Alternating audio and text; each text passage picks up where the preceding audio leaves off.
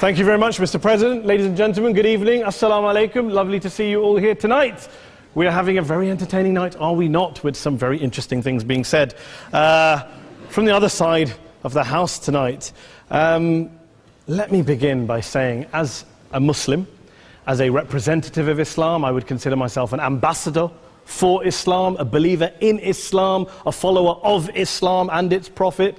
So, in that capacity, let me begin by apologizing to Anne-Marie for the Bali bombings. I apologize for the role of my religion and me and my people, for the killing of Theo van Gogh, for 7/7.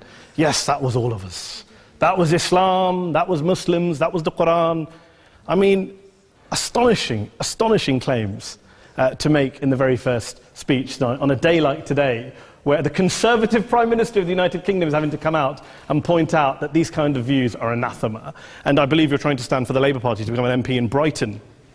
If you do, and you make these comments, I'm guessing you'll have the whip withdrawn from you, but then again, UKIP's on the rise, they'll take you, the BNP, they might have something to say about your views. This is what Mehdi Hassan always does.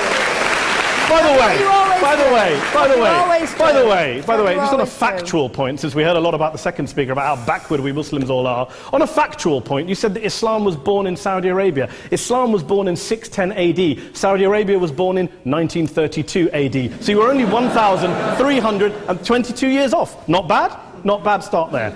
Talking of maths, by the way, a man named Al-Khwarizmi was one of the greatest mathematicians of all time, a Muslim, worked in the golden age of Islam. He's the guy who came up with not just algebra, but algorithms. Without algorithms, you wouldn't have laptops. Without laptops, Daniel Johnson tonight wouldn't have been able to print out his speech in which he came to berate us Muslims for holding back the advance and intellectual achievements of the West, which all happened without any contribution from anyone else other than the Judeo-Christian people of Europe. In fact, Daniel David Levering, the author of the Pulitzer Prize-winning historian and author of The Golden Crucible, points out that there would be no Renaissance, there would be no Reformation in Europe without the role played by Ibn Sina and Ibn Rushd and some of the great Muslim theologians, philosophers, scientists in bringing Greek texts to Europe. As for this being our university, I will leave that to the imagination as to who is our and who is there. I studied here too. An astonishing set of speeches so far making this case tonight. A mixture of just cherry-picked quotes, facts and figures, self-serving, selective, a farrago of distortions, misrepresentations, misinterpretations, misquotations. Daniel talked about my article in the New Statesman, which got me a lot of flack, where I talked about the anti-Semitism that is prevalent in some parts of the Muslim community, which indeed it is. Of course, I didn't say in that piece that it was caused by the religion of Islam. In fact, modern anti-Semitism in the Middle East was imported from, finish the sentence, Christian, Judeo-Christian Europe, where I believe some certainly bad things happened to the Jewish people. In fact, Tom Friedman, Jewish-American columnist in the New York Times, told me in this very chamber last week that he believed, had Muslims been running Europe in the 1940s, 6 million extra Jews would still be alive today. So I'm not going to take lessons in anti-Semitism from someone who's here to defend the Judeo-Christian values of a continent that murdered 6 million Jews. Moving swiftly on. Yes. Absolutely. Well, I'm about to make that point. No, I'm about to make that point. You're right. I agree with you. I agree with you 110%. That is my point. I don't think Europe is evil or bad. I'm a very proud European. I don't want to judge Europe on that basis, but if we're going to play this gutter game where we pull out the Bali bombing and we pull out examples of anti-Semitism in the Islamic community, then of course I'm going to come back and say, well, hold on. I mean, look, let's be very clear. Daniel here was a last-minute replacement for Douglas Murray, who had to pull out. And Douglas and I have a well-documented differences, but to be fair to Douglas, as to be fair to Anne-Marie and to Peter, atheists. Atheists see all religions as evil, violent, threatening. What the problem I have with Daniel's speech is that Daniel comes here to run this robust defense of Christianity, forgetting that his fellow Christians, people who said they were acting in the name of Jesus, gave us the Crusades, the Spanish Inquisition, the anti-Jewish pogroms, European colonialism in Africa and Asia, the Lord's Resistance Army in Uganda, not to mention countless arson and bomb attacks on abortion clinics in the United States of America to this very day. I would like a little bit of humility from Daniel first before he begins lecturing other communities and other faiths on violence, terror and intolerance. But, no thank you. Get some water. Get some water. But I would say this, to address the gentleman's very valid point here, I'm not going to play that game. I don't actually believe that Christianity is a religion of violence and hate because of what the LRA does in Uganda or what Crusaders did to Jews and Muslims in Jerusalem when they took back the city in the 12th or 13th or whatever century it was. I believe that Christianity, like Islam, like pretty much every mainstream religion, is based on love and compassion and faith. I do follow a religion in which 113 out of the 114 chapters of the Quran begins by introducing the God of Islam as a God of mercy and compassion. I would not have it any other way. I don't follow a religion which introduces my God to me as a God of war, as some kind of Greek God of wrath, as a God of hate and injustice. Not at all. As Adam pointed out, you go through the Quran and you see the mercy and the love and the justice. And yes, you have verses that refer to warfare and violence. Of course it does. This is not a motion about pacifism. I'm not here to argue that Islam is a pacifistic faith. It is not. Islam allows military action, violence in certain limited contexts. And yes, a minority of Muslims do take it out of that context. But is it religious? We talked about Woolwich. Daniel and Anne-Marie have suggested that it's definitely religion that's behind all of this. Well, actually, what I find so amusing tonight is we're having a debate about Islam. And the opposition tonight have come forward. We have a graduate in law, a graduate in modern history, a graduate in chemistry. And, you know, I admire all of their intellects and their abilities, but we don't have anyone who's actually an expert on Islam, a scholar of Islam, a historian of Islam, a speaker of Arabic, even a terrorism expert or a security expert or a pollster, let alone to talk about what Muslims believe or think. Instead, we have people coming here, putting forward these views, putting forward these sweeping opinions. Listen to Professor Robert Pape of the University of Chicago, one of America's leading terrorism experts, who, unlike our esteemed opposition tonight, studied every single case of suicide terrorism between 1980 and 2005, 315 cases in total. And he concluded, and I quote, "There is little connection between suicide terrorism and Islamic fundamentalism or any of the world's religions. Rather, what nearly all suicide terrorist attacks have in common is a specific secular and strategic goal to compel modern democracies to withdraw military forces from territory that the terrorists consider to be their homeland." And the irony is, when we talk about terrorism, the irony is that the opposition and the Muslim terrorists, the Al-Qaeda types, actually have one thing in common. Because they both believe that Islam is a warlike, violent religion. They both agree on that. They have everything in common. Osama bin Laden would be nodding along to everything he's heard tonight from the opposition side. He agrees with them. The problem is that mainstream Muslims don't. The majority of Muslims around the world don't.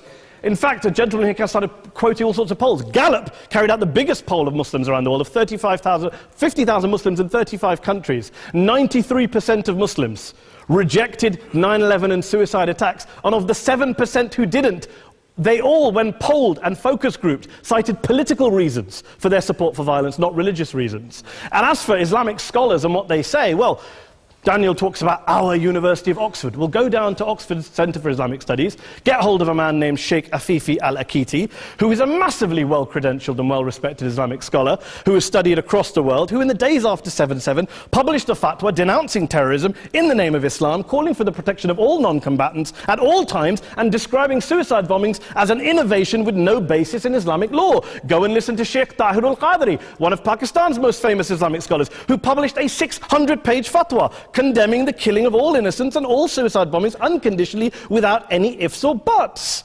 There's nothing new here. This is mainstream Islam, mainstream scholarship, which has said this for years. You don't go out and kill people willy-nilly in the high street or anywhere else, on a bus or a mall, based on verses of the Quran that you cherry-pick without any context, any understanding, any interpretation, or any commentary. Point of information. Please. Well, it doesn't happen apparently.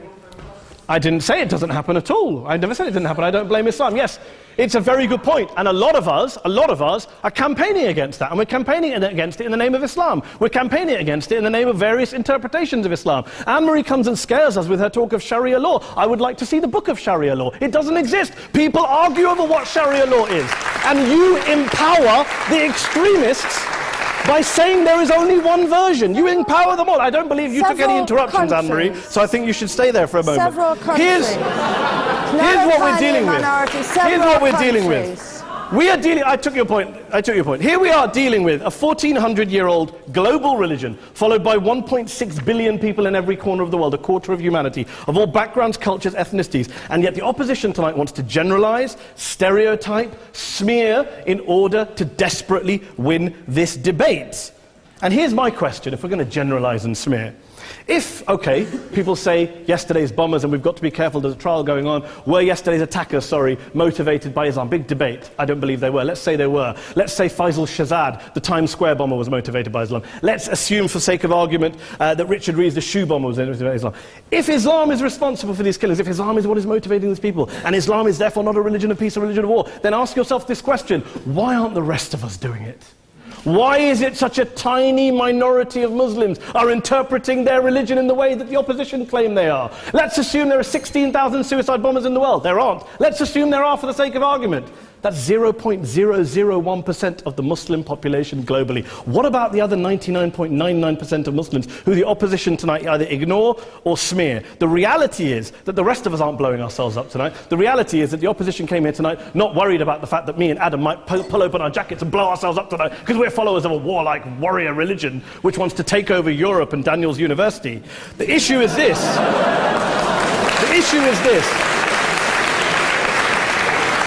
Unless the opposition can tell us tonight, and Peter Atkins is here, one of our great atheist intellectuals, can tell us tonight, can answer this question tonight: why don't the vast majority of Muslims around the world behave as violently and aggressively as a tiny minority of politically motivated extremists? Then they might as well give up and stop pretending they have anything relevant to say about Islam or Muslims as a whole. Ladies and gentlemen, let me just say this to you. Think about what the opposite of this motion is. If you vote no tonight, think about what you're saying the opposite of this motion is. That Islam isn't a religion of peace, it's a religion of war, of violence, of terror, of aggression. That the people who follow Islam, me, my wife, my retired parents, my 6-year-old child, that 1.8 million of your fellow British residents and citizens, that 1.6 billion people across the world, your fellow human beings, are all followers, promoters, believers in a religion of violence. Do you really think that? Do you really believe that to be the case? They say that in the Oxford Union, the most famous debate was in 1933, when Adolf Hitler looked out for the result of the King and Country motion, where they voted against fighting for King and Country, and Hitler was listening out for the result. Well, tonight, 80 years on, there are two groups of people around the world who I would argue are waiting for the result of tonight's vote. There are the millions of peaceful, non-violent, law-abiding Muslims both in the UK, Europe, Asia, Africa and beyond, who see Islam as the source of their identity, as a source of spiritual fulfillment, of hope, of solace. And there are the phobes, the haters, the bigots out there who want to push the clash of civilizations, who want to divide all of us into them and us and ours and their. Ladies and gentlemen, I urge you all not to fuel the arguments of the phobes and bigots. Don't legitimize their divisions. Don't legitimize their hate. Trust those Muslims who you know, who you've met, who you hear, who don't believe in violence, who do want you to hear the peaceful message of the Quran as they believe it to be taught to the majority of Muslims, the Islam of peace and compassion and mercy, the Islam of the Quran, not of Al-Qaeda. Ladies and gentlemen, I beg to propose this motion to the House. I urge you to vote yes tonight. Thank you very much for your time.